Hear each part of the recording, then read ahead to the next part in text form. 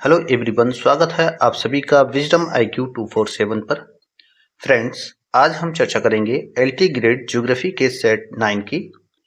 आप सभी को मालूम है कि हम जो हैं यहाँ पर सेट 10 यानी कि ज्योग्राफी के 10 सेट की जो है चर्चा कर रहे हैं, जिसमें आज हम सेट 9 की चर्चा करेंगे। और अभी तक हमने 8 सेट जो हैं कवर कर चुके हैं। यदि आपने वो वीडियो नहीं देखी है तो एक बार उनको देख लीजिए। मैंने प्लेलिस्ट में क्रम से लगा दिया है, आप वहां पर भी देख सकते हैं। तो चलिए ज़्यादा देर ना करते हुए और शुरू करते हैं और देखते हैं अपना सबसे पहला प्रश्न। सबसे पहला प्रश्न क्या है कि शीर्ष दीवार यानी कि हेड वॉल निम्नलिखित स्थलाकृतियों में से किसका एक भाग है। तो ये किसका भाग है? ये भाग है किसका? सर्क का, यानी कि ऑप्शन ए सही है। ये जो होता है ये हिमनद की घाटी के शीर्ष भाग पर एक अर्धवृत्ताकार या आराम कुर्सी की तरह दिखाई देने वाला एक विशाल गर्त होता है, जिसको क्या कहा जाता है? सर्क कहा जाता है। ठीक है, ये आपको याद रखना है। नेक्स्ट देखते हैं। R.A. हैरिस ने ज्वार भाटा की उत्पत्ति से संबंधित निम्नलिखित किस सिद्धांत का प्रतिपादन किया है? तो इन्होंने किस सिद्धांत का प्रतिपादन किया है? इन्होंने स्थैतिक सिद्धांत का प्रतिपादन किया है। स्थैतिक सिद्धांत का प्रतिपादन किया है, यानी कि ऑप्शन ए सही है। बात आती है कि संतुलन सिद्धांत का प्रतिपादन किसने किया है? तो ये किया है किसने? न्यूटन ने। ठीक है, न्यूटन ने किया है। और गतिक सिद्धांत का जो है प्रतिपादन है ये किसने किया है? ये किया है ललाप्स ने। ये आपको याद रखना है, ये किया है ललाप्स ने। और प्रगामी तरंग का जो किया है ये किसने किया है? ये किया है वेवेल ने। ये आपको याद रखना है। नेक्स्ट देखते हैं। निकोबार द्वीप 12 द्वीपों का समूह है, 21 द्वीपों का समूह है, या फिर 22 द्वीपों का समूह है, या फिर 25 द्वीपों का समूह है। देखिए, निकोबार जो है ये जो है 24 द्वीपों का समूह है, लेकिन यहाँ पर जो है 24 नहीं है ऑप्शन में, तो यहाँ पर हम मानते हैं 20। लेकिन अगर सही मायनों में ये प्रश्न होना चाहिए तो ये होना चाहिए 24 द्वीपों का समूह। ये प्रश्न जो है कंट्रोवर्शियल है, तो इसलिए ऐसे प्रश्न अगर परीक्षा में आते हैं तो उनको जो है मूल्यांकन से बाहर कर दिया जाता है, तो आपको चिंता करने की जरूरत नहीं है। चलिए नेक्स्ट देखते हैं। नेक्स्ट है, वर्षा वाले दिन में दोपहर के बाद इंद्रधनुष जो होता है किस दिशा में देखा जाता है? तो ये किस दिशा में देखा जाता है? ये पूर्व दिशा में देखा जाता है, यानी कि ऑप्शन ए सही है। आप देखेंगे कि इंद्रधनुष जो होता है सदैव वर्षा होने के बाद और सूर्य के एकदम विपरीत दिशा में दिखाई देगा। ये आप जब भी देखें तो इस तरह से आपको देखने को मिलेगा। चलिए नेक्स्ट देखते हैं। मंगल यानी कि मार्स तथा बृहस्पति यानी कि जुपिटर ग्रहों के मध्य छोटे पिंडों को क्या कहते हैं? तो उनको क्या कहते हैं? क्षुद्र ग्रह यानी कि अवंतर ग्रह यानी कि एस्ट्रॉइड्स। क्या कहते हैं? एस्ट्रॉइड्स, यानी कि ऑप्शन ए सही है। नेक्स्ट देखते हैं। देश में वन्यजीव संरक्षण अधिनियम कब लागू हुआ है? तो वन्यजीव संरक्षण अधिनियम जो है देश में कब लागू हुआ है? ये हुआ है 1972 में, यानी कि ऑप्शन सी सही है। नेक्स्ट देखते हैं। जियोग्राफिकल पिवट ऑफ हिस्ट्री संकल्पना का प्रतिपादन किसने किया है? तो इसने किसने किया है? मैकिन्टर ने, यानी कि ऑप्शन ए सही है। नेक्स्ट है कि निम्नलिखित में से किसको पूर्व का द्वार यानी कि गेटवे ऑफ द ईस्ट कहा जाता है? तो किसको कहा जाता है गेटवे ऑफ द ईस्ट? ये कहा जाता है सिंगापुर को, यानी कि ऑप्शन बी सही है। नेक्स्ट है, कुल जनसंख्या में अनुसूचित जनजाति की जनसंख्या का उच्चतम प्रतिशत है, तो ये कहां पर है? ये कहां पर है? ये है मिजोरम में। लेकिन अगर केंद्र शासित प्रदेश भी यहाँ पर दिया गया होता जिसका नाम है लक्षद्वीप, अगर वह दिया होता तो वहां पर आपको ऑप्शन वह रखना होता। क्यों? क्योंकि मिजोरम में जो है अनुसूचित जो जनजाति है वह कितनी है? 94.4%। 4%। जबकि लक्षद्वीप में कितनी है? लक्षद्वीप में है 94.8%। तो यदि आपका लक्षद्वीप ऑप्शन में हो तो आपका सबसे पहला ऑप्शन कौन सा होगा? लक्षद्वीप। तो ये आपको याद रखना है। नेक्स्ट देखते हैं। विश्व में कहवा के 3 अधिकतम उत्पादक देशों का सही अवरोही क्रम है, तो कौन सा सही अवरोही क्रम है? ये है Brazil, Colombia, Ethiopia. Brazil, Colombia, Ethiopia और आइवरी कोस्ट। तो ऑप्शन कौन सा सही है?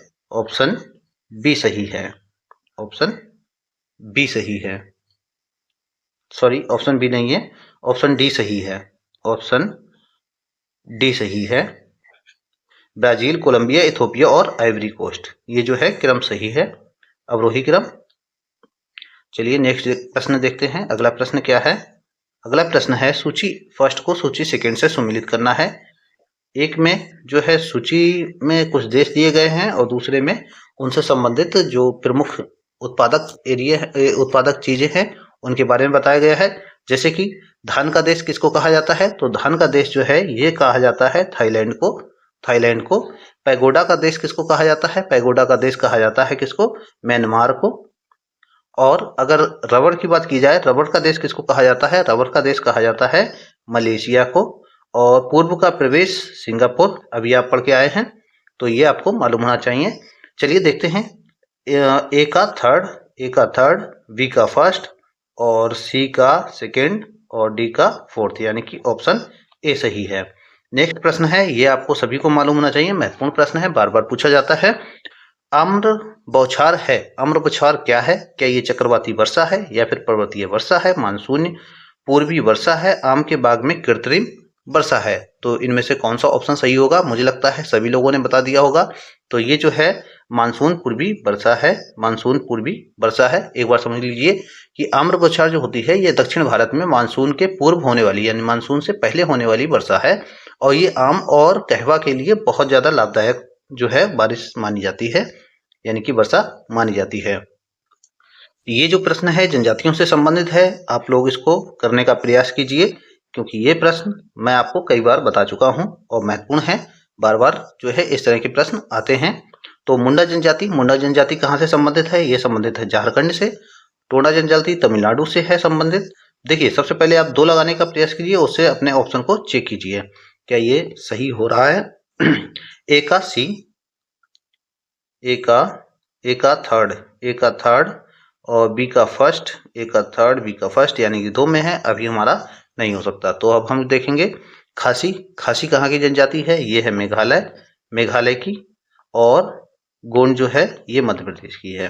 ठीक है, मध्य प्रदेश से संबंधित है गोंड। तो सी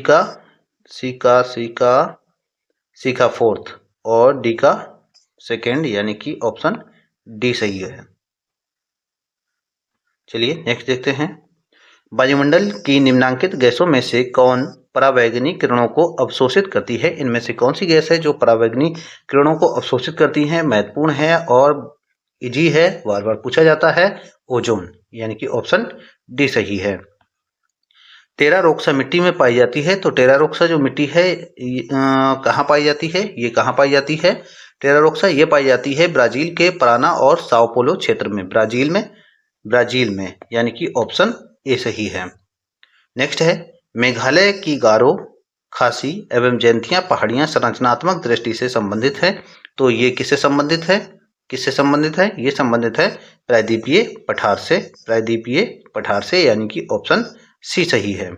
नेक्स्ट है उष्णकटिबंधीय सदाबहार वन कहाँ पाए जाते हैं? तो उष्णकटिबंधीय सदाबहार वन जो हैं ये कहाँ पाए जाते हैं? ये असम में, उड़ीसा में और पश्चिम बंगाल में, तीनों जगह पाए जाते हैं, यानी कि उपर्युक्त सभी जो हैं सही हैं। नेक्स्ट है भारत में सबसे अधिक रबर उत्पादित करने वाला राज्य है। देखिए बार बार प्रश्न आ रहा है, भारत में रबर उत्पादित करने वाला राज्य, तो ये कौन सा है? केरल है, यानी कि ऑप्शन डी सही है।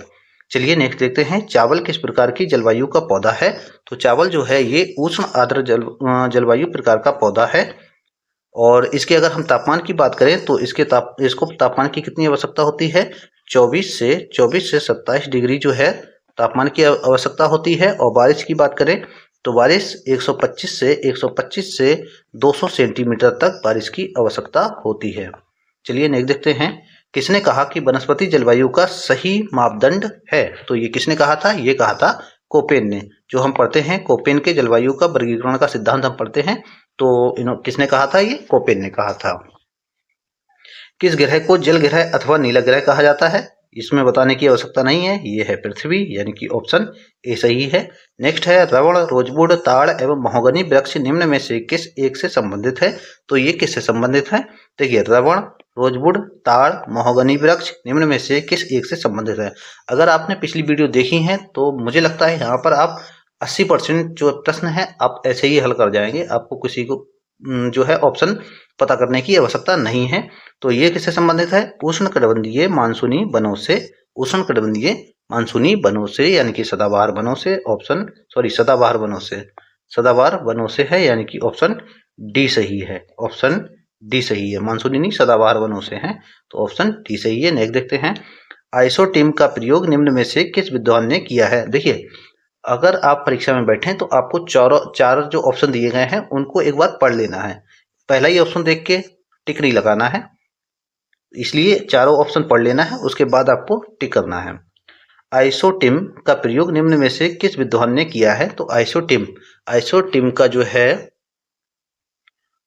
प्रयोग इनमें से किसने किया है? ये किया है अल्फ्रेड वेबर ने, यानी कि ऑप्शन डी सही है। आइसोटिम जो है ये औद्योगिक स्थानीयकरण का सिद्धांत है। आइसोटिम भारत में प्रधान वन उत्पाद हैं, तो प्रधान वन जो उत्पाद है ये कौन सा है? ये है इमारती लकड़ी, यानी कि ऑप्शन सी सही है। अगला प्रश्न है कि मानचित्र रचना में अक्षांश एवं देशांतर रेखाओं का उपयोग सर्वप्रथम किस देश के विद्वानों के द्वारा किया गया था? ये किस देश के विद्वानों के द्वारा किया गया था? सबसे पहले इनका उपयोग अक्षांश और देशांतर रेखाओं का, तो ये किया गया था यूनानी विद्वानों के द्वारा, यानी कि ऑप्शन डी सही है। अगला प्रश्न है कि गंगा का डेल्टा निम्न में से किस प्रकार के डेल्टा का उदाहरण है? तो गंगा का डेल्टा जो है ये किस प्रकार के डेल्टा का उदाहरण है? ये है चापाकार डेल्टा का उदाहरण, चापाकार डेल्टा का उदाहरण है। गंगा डेल्टा हुगली और मेघना नदियों के मध्य स्थित है, ये आपको याद रखना है। अगला प्रश्न है कि विषुवत रेखीय पेटी में दक्षिणी थाईलैंड और मलाया की पहाड़ियों में किस जाति के लोग रहते हैं? तो यहाँ पर किस जाति के लोग रहते हैं? ये रहते हैं सेमांग जाति के लोग, ठीक है। सकाई जो जनजाति है, सकाई जनजाति ये मलाया के घने जंगलों में रहती है, मलाया के घने जंगलों में, ठीक है, ये आपको याद रखना है। और सेमाइड्स जो है, ये सेमोइड्स जो जनजाति है ये है कहाँ की? एशियाई टुंड्रा प्रदेश की, ठीक है। और चुकची भी, ये भी एशियाई टुंड्रा प्रदेश की जनजाति है। चलिए नेक्स्ट देखते हैं, कोझिकोड बंदरगाह भारत के किस प्रदेश में स्थित है?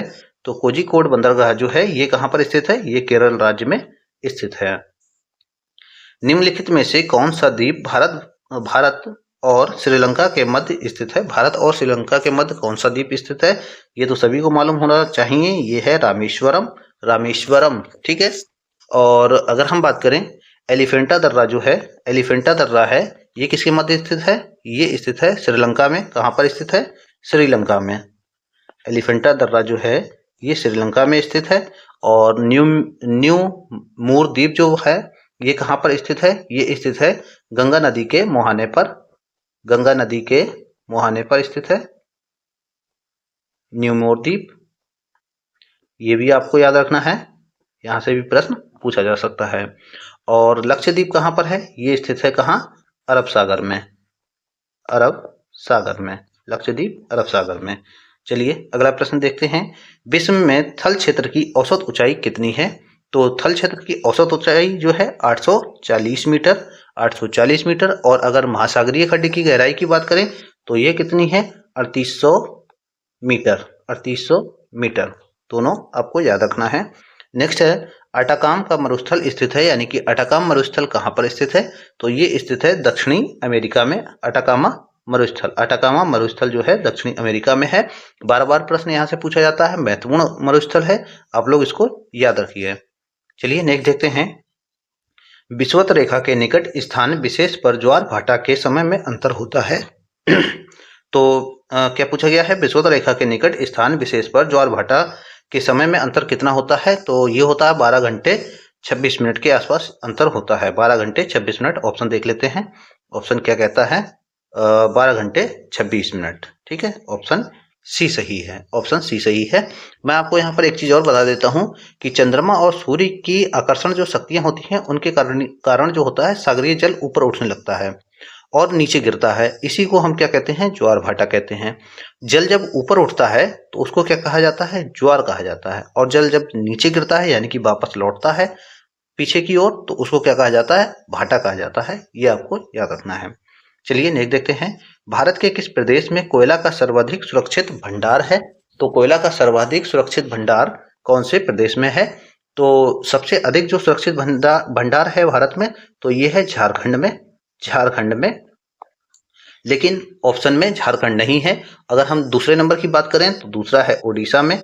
उड़ीसा में, तो देखते रहिए आप ऑप्शन में है या नहीं है उड़ीसा में। और हम तीसरे की बात करें तो ये है कहाँ पर? छत्तीसगढ़ में। छत्तीसगढ़ में तीसरे नंबर पे छत्तीसगढ़ में। और चौथे नंबर पर है क्या? पश्चिम बंगाल में। पश्चिम बंगाल में। ये आपको क्रम से भी याद रखना है। तो यहाँ पर देखिए, झारखंड, झारखंड नहीं है। और उड़ीसा, उड़ीसा नहीं है। छत्तीसगढ़ नहीं है। पश्चिम बंगाल है। तो यहाँ पर कौन सा ऑप्शन सही होगा? पश्चिम बंगाल में, यानी कि ऑप्शन ए सही है। तो प्रश्न जो है इस तरह से किए जाते हैं, ये आपको देखकर चलना है। चलिए नेक्स्ट देखते हैं। उच्चतम लवणता कहाँ पाई जाती है? उच्चतम लवणता कहाँ पाई जाती है? 10 डिग्री नॉर्थ और 10 डिग्री साउथ के बीच में, 10 डिग्री और 15 डिग्री नॉर्थ के बीच में, 15 डिग्री और 20 डिग्री नॉर्थ के बीच में, 20 डिग्री और 25 डिग्री नॉर्थ के बीच में। देखिए एक बात समझ लीजिए कि उच्चतम लवणता कहाँ पाई जाएगी। उच्चतम लवणता वहां पाई जाती है जहां बाष्पीकरण अधिक होता है। बाष्पीकरण अधिक कहाँ होता है? ये जो होता है 20 डिग्री से 40 डिग्री उत्तरी अक्षांश में सबसे अधिक बाष्पीकरण होता है, और 10 डिग्री से 30 डिग्री जो है दक्षिणी अक्षांश में सबसे अधिक बाष्पीकरण होता है। तो यहाँ पर अगर हम देखें ऑप्शन कौन सा सही है? ऑप्शन सही है, ऑप्शन सही है 15 डिग्री से 20 डिग्री नॉर्थ। 15 डिग्री से 20 डिग्री नॉर्थ, यानी कि ऑप्शन सी सही है। ऑप्शन सी सही है। नेक्स्ट देखते हैं। निम्नलिखित में से किस महाद्वीप में जनसंख्या वृद्धि सबसे अधिक है? तो इनमें से कौन सा ऐसा महाद्वीप है जहां पर जनसंख्या वृद्धि सबसे अधिक है? आपके ऑप्शन है, option A Asia, option B उत्तरी America, option C Africa, option D दक्षिणी अमेरिका। तो कौन सा सही ऑप्शन है? कौन सा है सही? ये है अफ्रीका, अफ्रीका महाद्वीप। ठीक है। यहाँ पर 2.4 जो है सबसे अधिक जनसंख्या वृद्धि। अफ्रीका में सबसे अधिक जनसंख्या वाला देश की अगर हम बात करें तो ये नाइजीरिया है। कौन सा है? नाइजीरिया है। और यहीं पर मैं अगर बात करूं तो एशिया में सबसे अधिक जनसंख्या वाला देश कौन सा है? एशिया में सबसे अधिक जनसंख्या वाला देश कौन सा है? ये आप कमेंट बॉक्स में बताइए, सबसे अधिक जनसंख्या वाला देश एशिया में कौन सा है।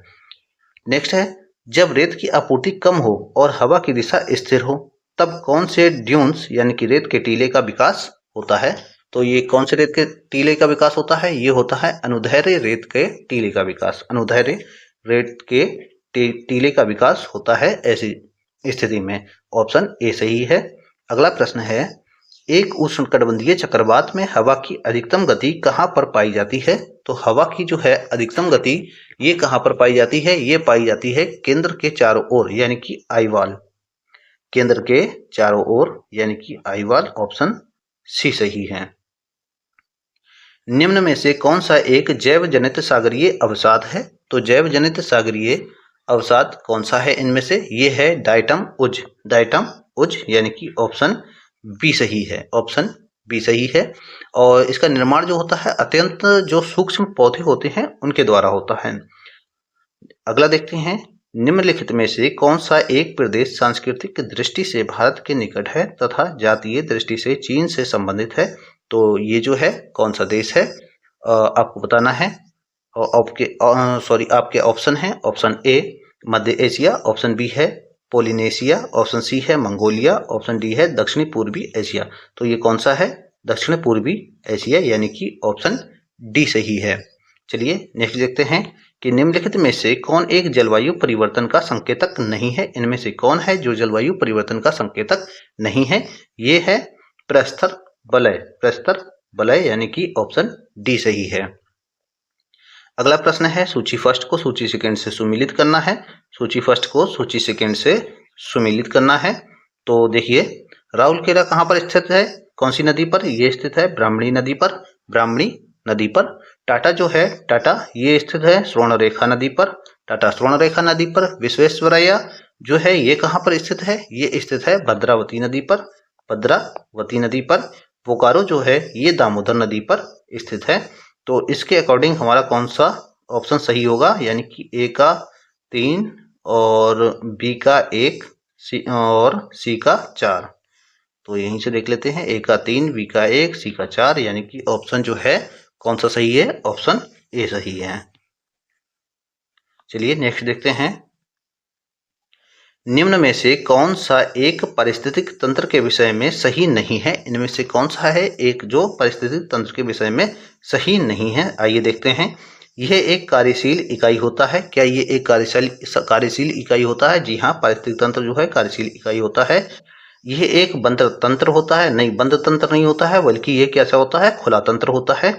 यह विभिन्न प्रकार की ऊर्जा द्वारा चालित होता है। जी हाँ बिल्कुल। इसकी अपनी उत्पादकता होती है। हाँ बिल्कुल, इसकी अपनी उत्पादकता होती है। तो यहाँ पर कौन सा ऑप्शन सही है? ऑप्शन बी सही है, क्योंकि ये खुला तंत्र होता है, ना कि बंद तंत्र। ये आपको याद रखना है। नेक्स्ट है कि निम्नलिखित में से कौन सा एल नीनो प्रभाव नहीं है। इनमें से कौन सा एल नीनो प्रभाव नहीं है? भारत में सूखा, एल नीनो के प्रभाव से भारत में सूखा पड़ता है। पेरू तट पर भारी वर्षा होती है। जी हाँ बिल्कुल, पेरू तट पर भारी वर्षा होती है। इंडोनेशिया में सूखा पड़ता है। जी हाँ बिल्कुल, इंडोनेशिया में सूखा पड़ता है। क्या इंडोनेशिया में बाढ़ आती है? नहीं, इंडोनेशिया में बाढ़ नहीं बल्कि सूखा पड़ता है। तो ऑप्शन डी सही है। नेक्स्ट देखते हैं, प्रवाल भित्तियों की उत्पत्ति का अवतलन सिद्धांत किसने दिया है? तो ये किसने दिया है? ये दिया है डार्विन ने, यानी कि ऑप्शन डी सही है। अगला प्रश्न देखते हैं, निम्नलिखित सागरीय जीव कटिबंधों में से किसे प्रकाशित मंडल भी कहा जाता है? तो इनमें से किसको जो है प्रकाशित मंडल भी कहा जाता है? ये कहा जाता है इपेपेलेजिक जीव कटिबंध को, इपेपेलेजिक जीव कटिबंध को जो है प्रकाशिक मंडल कहा जाता है। और ये 200 मीटर की गहराई तक होता है, 200 मीटर गहराई तक। चलिए अगला प्रश्न देखते हैं। अगला प्रश्न है कि जैविक विविधता हॉटस्पॉट संबंधित नहीं है। तो ये कहाँ से संबंधित नहीं है? ये संबंधित नहीं है कहाँ से? विंध्यन से। विंध्यन श्रेणी जो है इससे संबंधित नहीं है, बल्कि जबकि हिमालय से, पश्चिमी घाट से और उत्तर पूर्व से ये संबंधित है। चलिए अगला प्रश्न देखते हैं, निम्नलिखित में से किस देश में परंपरागत मानव अधिवास को कुंपुंग कहा जाता है? तो ये कहाँ कहा जाता है? ये कहा जाता है कहाँ पर? मलेशिया में, यानी कि ऑप्शन बी सही है। नेक्स्ट है कि निम्नलिखित में से भूगोल की किस पीठ ने मनुष्य को जैवमंडल का घटक माना है? तो किस पीठ ने माना है? ये माना है शिकागो पीठ ने, शिकागो पीठ ने, यानी कि ऑप्शन ए सही है। नेक्स्ट प्रश्न है कि आर्द्र मानसून की अरब सागरीय शाखा बंगाल की खाड़ी की शाखा से मिलती है। तो ये कहाँ पर मिलती है? ये मिलती है छोटा नागपुर पठार पर, छोटा नागपुर के पठार पर मिलती है। सूची फर्स्ट को सूची सेकंड से सुमेलित करना है। तो अगर हम बात करें पोचमपाद, पोचमपाद परियोजना जो है ये गोदावरी नदी पर है, गोदावरी नदी पर है। नागार्जुन परियोजना जो है ये कृष्णा नदी पर है। और नांगल बांध जो है ये सतलज नदी पर है, सतलज नदी पर है। मैथान बांध जो है ये है बराकर नदी पर। तो अगर हम देखें ए का 3, बी का 1 और सी का 4, इस तरह से हम देख सकते हैं।